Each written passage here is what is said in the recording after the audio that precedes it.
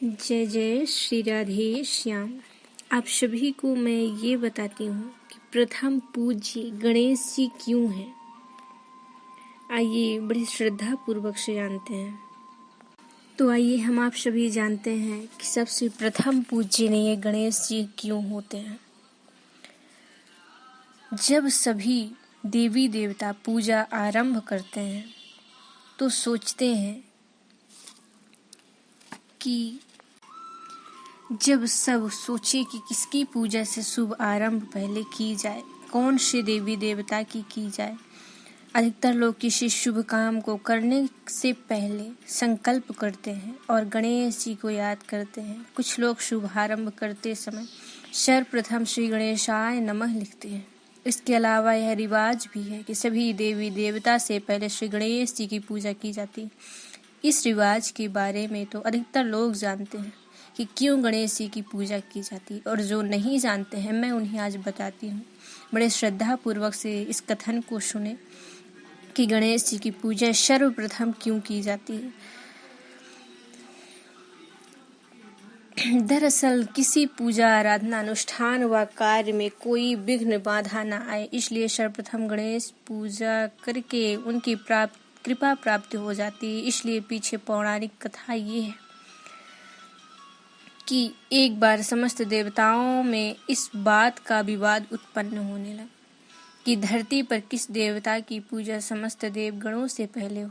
सभी देवता स्वयं ही सर्वश्रेष्ठ बताने लगे। तब नारद जी ने इस स्थिति को देखते हुए सभी देवगणों को भगवान शिव की शरण में जाने व उनके इस प्रश्न का उत्तर बताने की सलाह दी कि आप लोग ये निर्णय नहीं कर पाएंगे। कृपा करके हम आप सभी कैलाश पर्वत की ओर चलते हैं, भोलेनाथ जी के पास, और इस प्रश्न का उत्तर पूछते हैं।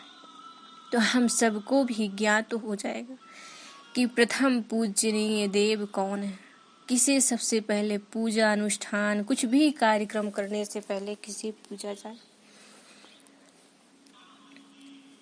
तो सभी चल दिए कैलाश पर्वत की ओर। जब सभी देवता भगवान शिव के समीप पहुंचे तो उनके मध्य इस झगड़े को देखते हुए भगवान शिव ने सुलझाने की एक योजना सोची। उन्होंने एक प्रतियोगिता आयोजित की। सभी देवगणों को कहा गया कि वे सभी अपने अपने वाहनों पर बैठकर पूरे ब्रह्मांड का एक चक्कर लगाएं, और इस प्रतियोगिता में जो भी सर्वप्रथम ब्रह्मांड की परिक्रमा कर पहले मेरे पास आएगा, सर्वप्रथम वही पूजनीय होगा। सभी देवी देवता जो भी थे अपने अपने वाहन में, जैसे हम आप सब कहीं जाते हैं तो टैक्सी, कार, बस इसमें जाते हैं, स्वयं की कार हो उसमें चले जाते हैं। अब वो देवी देवताओं के गरुड़ वाहन जो भी है, जिसके जो भी वाहन है, सब अपने अपने में बैठ के चल दिए। तो क्या हुआ, ब्रह्मांड की 7 बार परिक्रमा करनी थी। सभी देवी देवता ब्रह्मांड की ओर अपने अपने वाहन में बैठकर चल दिए। तो सभी देवता अपने अपने वाहनों को लेकर परिक्रमा के लिए निकल पड़े। गणेश जी भी इस प्रतियोगिता का हिस्सा थे, उन्हें भी कहा गया। और गणेश जी का वाहन कौन है? कौन है गणेश जी का वाहन? चूहा। वो अपने चूहे में बैठकर, क्या वो भी परिक्रमा करने गए ब्रह्मांड की? नहीं। आइए जानते हैं इसे। गणेश जी की बाकी देवताओं की तरह ब्रह्मांड का चक्कर लगाने की जगह अपने माता पिता शिव पार्वती के साथ परिक्रमा पूर्ण कर उनके सम्मुख हाथ जोड़कर खड़े हो गए। क्योंकि लोग कहते हैं ना कि कोई भी कार्य करो या ना करो, अगर अपने माता पिता की सेवा कर लो वही आपके चारों धाम है। तो गणेश जी ने क्या किया, 7 बार अपने माता पिता शिव जी और पार्वती जी की परिक्रमा कर ली। और जो देवी देवता थे वो गए तो 7 बार ब्रह्मांड की परिक्रमा करने लगे। और जब श्री गणेश जी जो थे वो तो अपने पिताजी माता जी की परिक्रमा 7 बार करे, तो वो तो स्वाभाविक सी बात है कि वो पहले ही पहुंच जाएंगे।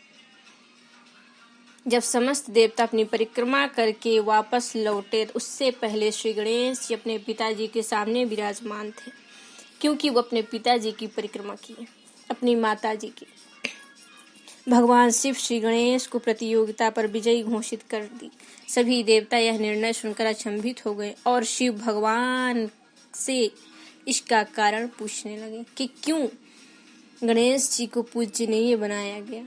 तब शिव जी ने उन्हें बताया कि माता पिता को समस्त ब्रह्मांड एवं समस्त लोक में सर्वोच्च स्थान दिया गया, जो देवताओं व समस्त सृष्टि से भी उच्च माने गए हैं। तब सभी देवता भगवान शिव से इस निर्णय से सहमत हुए। तभी से गणेश जी को प्रथम पूजनीय माना जाता है। तो आप सभी से भी मेरा अनुरोध है, कोई भी आप तीर्थ स्थान करें या ना करें, अगर अपने माता पिता की सेवा कर ले तो यही सोचिए कि हमें चारों धाम की प्राप्ति हो गई। आजकल लोग अपनी फैमिली यानी अपने जो माता पिता हैं केवल बेटे को ज़्यादा प्रेम देते हैं। ऐसा कुछ नहीं है। आपका बेटा क्या करे, किसी दिन आपको मारता है। जब आपकी सियानी अवस्था आ जाती है, वृद्धावस्था में आ जाते हैं, तो आपको बेटा कई बेटे ऐसे होते हैं जो अपने माता पिता की अच्छी तरह से सेवा करते हैं, और कई बेटे ऐसे होते हैं जो माता पिता को कुछ मानते ही नहीं, तो वो भला सेवा क्या करेंगे। तो बेटा हो या बेटी, ये सब चिंता छोड़िए, जो भी किस्मत में होगा वो होकर ही रहेगा। ये मत सोचिए कि हमारे बेटा नहीं है, हमारे वंशज को आगे कौन बढ़ाएगा। किसी के भाग्य में क्या लिखा है ये आप नहीं जानते। क्या पता आपके बेटे ने जन्म लिया हो, आगे चल के कुछ हो जाए, तो क्या आपका वंशज आगे बढ़ सकता है? नहीं। इसलिए आप सभी से मेरा यही अनुरोध है कि अगर आप सभी किसी के बेटे नहीं होते हैं, नहीं हो पाते हैं, हुए किसी कारण कोई प्रॉब्लम हो गई, अब देखिए मृत्यु तो किसी को वाकई लिखी नहीं गई है कि कब किसकी मृत्यु होगी, जब चाहे तब हो सकती है।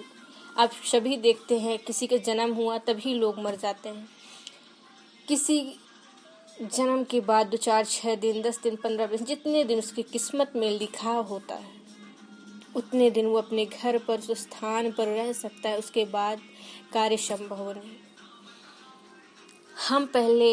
हम भी यही सोचा करते थे, लोग जब वृद्धावस्था में आते हैं तभी उनकी मृत्यु आती है, परंतु ऐसा संभव नहीं। जब चाहे तब उनकी मृत्यु आ सकती है।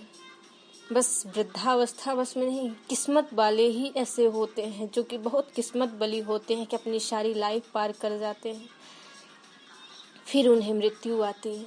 मैं तो यही भगवान से मनाती हूँ कि अगर जन्म देते हैं तो शव को इसी तरह यानी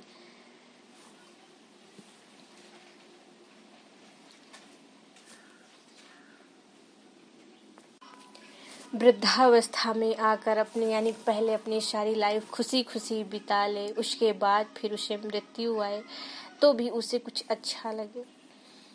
इसलिए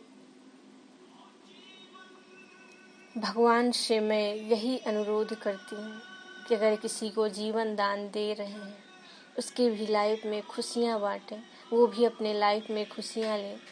ऐसे नहीं कि अगर जन्म लिया हो कुछ दिन बाद उसकी लाइफ ख़त्म हो जाए तो उसे भी कुछ अफसोस होता होगा। तो आप लोग जितनी भी माताएं बहनें जो भी हैं, मैं आप सभी से यही अनुरोध करूंगी कि ये मत सोचिए कि हमारे बेटा नहीं हुआ, तो ऐसी कोई बात नहीं है। आप सभी को देखिए किस्मत में है तो बेटा होगा, बेटी होगी, सब कुछ होगा, परंतु आगे चल के आप सभी देखते हैं कई बेटे ऐसे होते हैं जो अपने माता पिता की सेवा करते हैं, उनका परम पूज्य साथ देते हैं, हमेशा देते हैं। और कई बेटे ऐसे होते हैं जो अपने माता पिता को प्रेम स्नेह तो कुछ भी नहीं, ना ही उनके कार्य सफल होते, ना ही उनकी हेल्प बन सकते हैं वो, ना ही उनके बुढ़ापे में वो उनकी सहायता कर सकते हैं। कुछ बेटे ऐसे हो जाते हैं। इसलिए क्या लिखा है विधाता में कि आप बेटे को ही जन्म दीजिए? नहीं, बेटी हो या बेटा उसे एक समान मानिए। तो प्रथम पूज्य गणेश जी को क्यों माना गया? इसीलिए माना गया है कि जब वो अपने माता पिता की 7 बार परिक्रमा कर लिए, तो 7 बार परिक्रमा करने के बाद उनके सामने पहले आ गए समस्त देवी देवता, बाद में आए। उन्हें प्रथम पूज्य गणेश जी, प्रथम पूज्य देवता में उन्हें ही माना गया है। यही कारण है कि भगवान गणेश अपने तेज बुद्धिबल का प्रयोग के कारण देवताओं में सर्वप्रथम पूजे जाने लगे हैं। तब से आज तक प्रत्येक शुभ कार्य का उत्सव से पूर्व गणेश वंदन को शुभ माना गया है और गणेश जी का पूजन सभी दुखों को दूर करने वाला है, खुशहाली लाने वाला है। अतः सभी भक्तों को पूरी श्रद्धा व आस्था से गणेश जी का पूजन हर शुभ कार्य से पूर्व किया जाता है। जैसे हमने कथा आरंभ की, आप सभी देखें, मैंने सबसे पहले प्रथम पूजनीय गणेश जी को पूजी, उसके बाद तुलसी माता जी को, फिर आज समस्त देवी देवता हैं। मैंने सबकी प्रार्थना की, सबसे पहले भगवान गणेश जी की पूजा की। तो कुछ भी कार्य कीजिए उसके पहले गणेश जी को अवश्य धूप दीप जो भी हो, आप उनके नाम का दीपक या धूप जलाइए, उनके मंत्रों का उच्चारण कर दीजिए। तो इस कारण हर शुभ कार्य का श्री गणेश विघ्न नाशक गणेश की पूजा होती है। जय जय श्री राधे श्याम, जय जय श्री राधे श्याम, जय श्री गणेशाय नमः। जय जय श्री राधे श्याम। आप सभी को मैं ये बताती हूँ कि प्रथम पूज्य गणेश जी क्यों हैं। आइए बड़ी श्रद्धा पूर्वक से जानते हैं।